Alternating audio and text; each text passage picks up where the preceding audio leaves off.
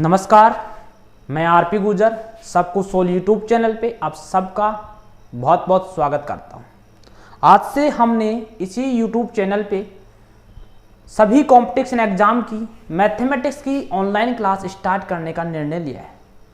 तो अभी तक आपने अगर हमारे इस यूट्यूब चैनल को सब्सक्राइब नहीं किया है तो इस यूट्यूब चैनल को सब्सक्राइब करो, बेल आइकन को भी ऑन कर लो जिससे आने वाले सभी वीडियो की नोटिफिकेशन सबसे पहले आप तक पहुंच सके। आज का जो हमारा टॉपिक रहेगा वो रहेगा नंबर सिस्टम।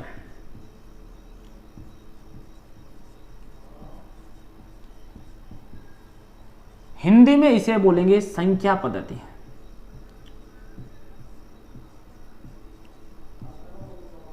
संख्या पद्धति, नंबर सिस्टम यह एक पद्धति है जो संख्याओं को प्रदर्शित करती है। और भी कई पद्धतियां हैं जिनको मैं अभी लिखूंगा। नंबर एक पे आएगी डेसिमल सिस्टम। डेसिमल सिस्टम ये भी एक पद्धति है जो नंबर सिस्टम के अंडर में आती है। दशमलव आज बेसिक पढ़ाएंगे, यहां से बस केवल संख्याओं के बारे में नॉलेज देंगे। आने वाले वीडियो में बड़े बड़े क्वेश्चन लाएंगे और हाई लेवल तक पढ़ाएंगे। दूसरा आता है बाइनरी सिस्टम। इसे बोलेंगे द्वि आधारी पद्धति। नंबर 3 पे आती है ऑक्टा डेसिमल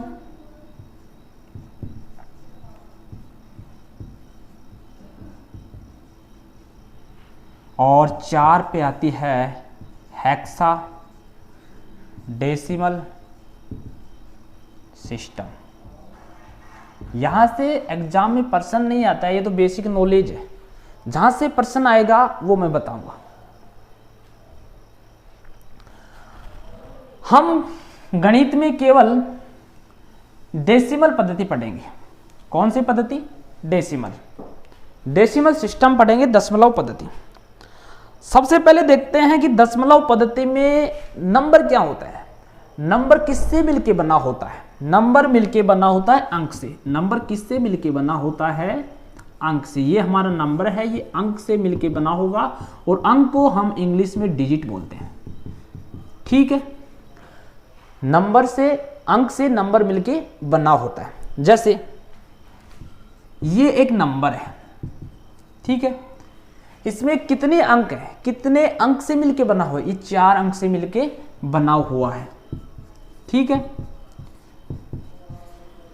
तो इसी आधार पे दशमलव पद्धति कितने अंक होते हैं? दशमलव पद्धति में 10 डिजिट होते हैं। कितने डिजिट होते हैं? 10 डिजिट होते हैं। नंबर एक पे आता है 0 1 2 3 4 5 6 7 8 9। ये 10 क्या होते हैं? डिजिट होते हैं दशमलव पद्धति में। ठीक है, आपको बता दूं 28.25 इसमें कितने डिजिट है?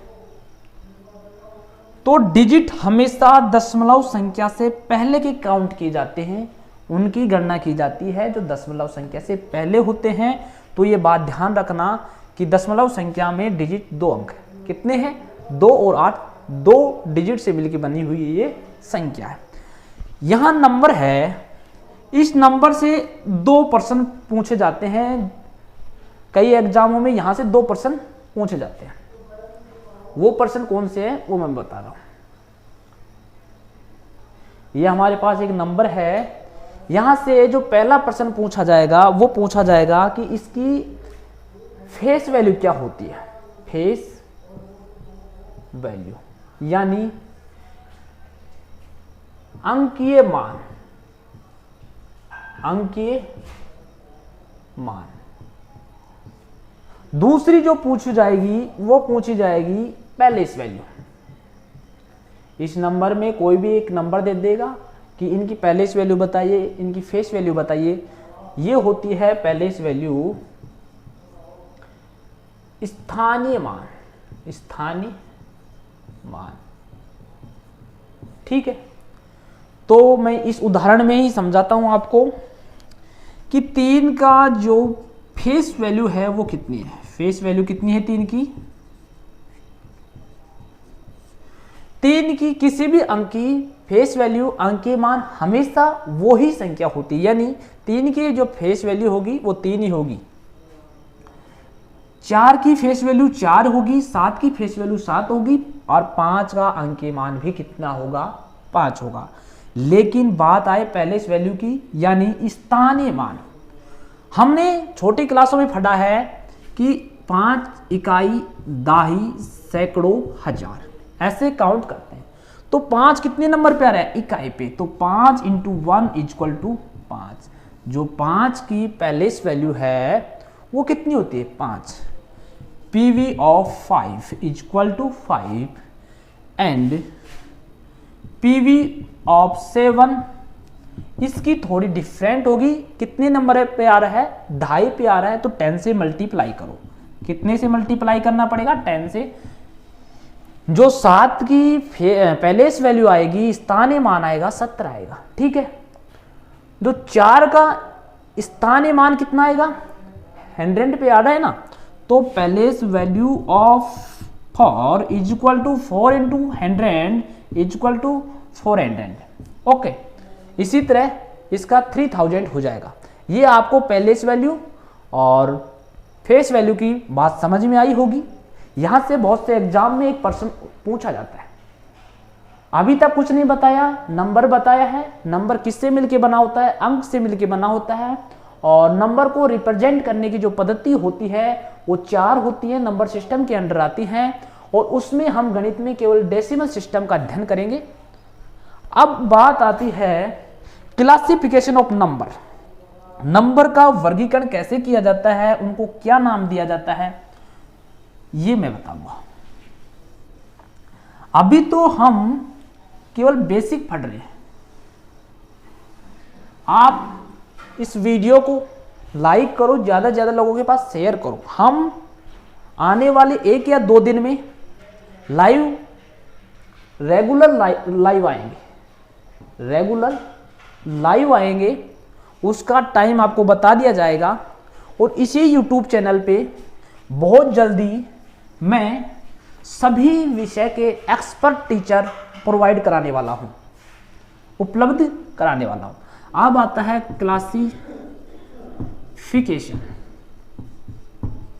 Of number.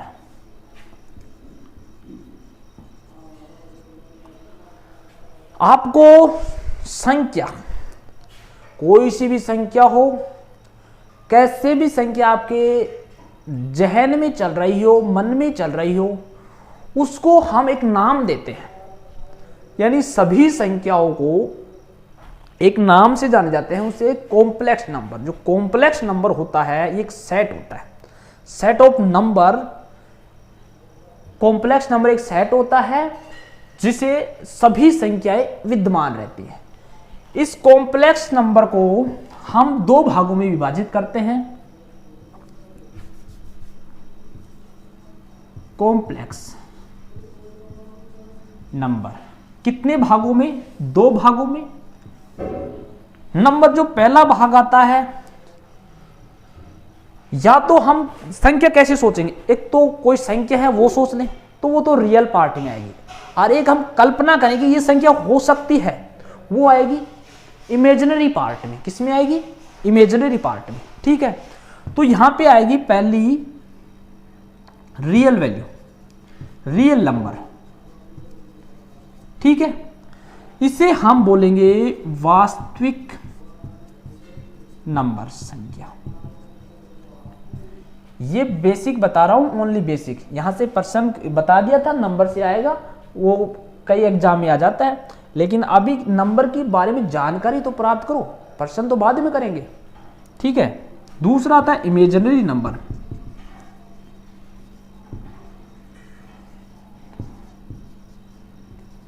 ठीक है, इमेजिनरी नंबर, इसे काल्पनिक संख्या बोलेंगे। संख्या बोलेंगे। अभी तक एक संख्या की खोज की गई है, minus root, under root minus वाली संख्या को हम काल्पनिक संख्या बोलते हैं। मान लीजिए अंडर रूट में -5 है, ये अंडर रूट से निकल के कौन सी वैल्यू देगा ये हमें भी नहीं पता और नहीं इसकी अभी तक खोज की गई है, तो इसे हम काल्पनिक वैल्यू बोलेंगे। इसे वैसे रिप्रेजेंट आयोटा से किया जाता है। आयोटा स्क्वायर की जो वैल्यू होती है वो -1 होती है और आयोटा की वैल्यू कितनी होगी, अंडर रूट -1। यहां तक आपको समझ में आया होगा, ठीक है। अब बात आती है वास्तविक संख्या। किसकी बात आती है, वास्तविक संख्या। वास्तविक संख्या को भी हम 2 पार्ट में डिवाइड कर सकते हैं। कितने पार्ट में, 2 पार्ट में, 2 भाग में विभाजित कर सकते हैं, जिसमें पहला आता है डेसिमल। कौन सा आता है, डेसिमल। और सेकंड आता है इंटीजर, इसे बोलेंगे दशमलव और इसे बोलेंगे पूर्णांक। एक को बोलेंगे दशमलव, एक को बोलेंगे पूर्णांक। पूर्णांक में कौन सी संख्या आती है और दशमलव में कौन सी संख्या आती है, ठीक है। दशमलव में संख्या आती है 2.5, 2.3, 0.3333। अगर यह संख्या रिपीटेड है, यानी इस संख्या की बार बार पुनरावृत्ति हो रही है, जैसे 1, 0.145, 145, 145, ठीक है। यानी 145 एक संख्या है, इसकी पुनरावृत्ति हो रही है, तो इसको हम ऐसे लिख सकते हैं 145 का बार। इसे हम टर्मिनेटिंग नंबर भी बोलेंगे। टर्मिनेटिंग का अर्थ होता है खत्म होने वाले नंबर, वो आगे बताऊंगा मैं। अभी शुरुआत में मैं ये वीडियो लंबा नहीं बनाऊंगा, क्योंकि अभी हमने शुरुआत किया है और अभी बहुत कम स्टूडेंट्स के पास ये वीडियो जाएगा। जैसे ही ये वीडियो शेयर होगा, जैसे ही रूटीशन बनेगा, मैं 1 घंटे की एक क्लास लिया करूंगा और वो भी लाइव। हमारा चैनल पहले से मोनेटाइज है, इस पे लाइव आ सकते हैं, सब कुछ ऑप्शन है, तो आप ये चिंता ना करें कि लाइव बाद में आएगा, अभी इसके सब्सक्राइब पूरे नहीं हुए। हमारा चैनल पहले से मोनेटाइज है, आपको सब्सक्राइब भी दिख जाएगा कि कितने सब्सक्राइब हैं। वास्तविक संख्या में हम बात कर रहे थे कि 2 पार्ट होते हैं। पहला पार्ट होता है रियल पार्ट, डेसिमल, और दूसरा होता है इंटीजर। डेसिमल के बारे में मैं बता रहा था कि डेसिमल में जो रिपीटिंग संख्या होती है वो उसके ऊपर बार किया जाता है, इसे टर्मिनेटिंग नंबर बोलेंगे। और टर्मिनेटिंग नंबर हिंदी में होता है खत्म होने वाले नंबर। जबकि जो इंटीजर नंबर होते हैं पूर्णांक, पूर्णांक -इन्फिनाइट से +इन्फिनाइट के मध्य में होते हैं, ठीक है। बहुत से स्टूडेंट्स के माइंड में एक प्रश्न चलता है कि क्या 0 होल पूर्णांक है, इंटीजर है। तो ये बात ध्यान रखो कि 0 इंटीजर है।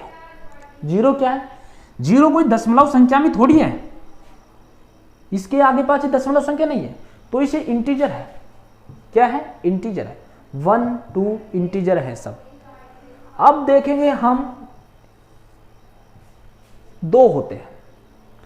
दशमलव संख्या को भी, डेसिमल जो नंबर होता है उसे भी हम 2 पार्ट में डिवाइड करते हैं। कितने पार्ट में डिवाइड करते हैं, 2 पार्ट में।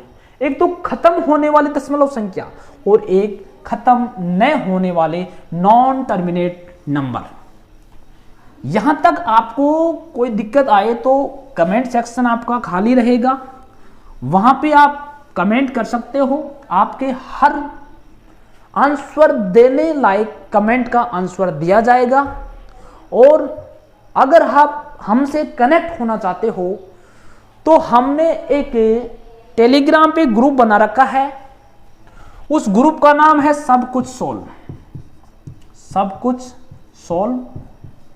इस ग्रुप को या तो आप डायरेक्ट सर्च कर सकते हो या फिर हम इसको डिस्क्रिप्शन बॉक्स में डाल देंगे। इसका लिंक डिस्क्रिप्शन बॉक्स में डाल देंगे, वहां से आप इसे इस ग्रुप में ऐड हो सकते हो। यहां पे भी आप कोई प्रश्न भेज सकते हो, कोई डाउट भेज सकते हो जो आपको समझ में नहीं आए। तो आज केवल इतना ही पढ़ाएंगे। तो कैसा लगा हमारा पढ़ा हुआ? अगर आपको समझ में आया है तो इस YouTube चैनल को सब्सक्राइब कर लो और ज़्यादा से ज़्यादा लोगों के पास शेयर करो। Thank you for watching. मिलते हैं अगली क्लास में।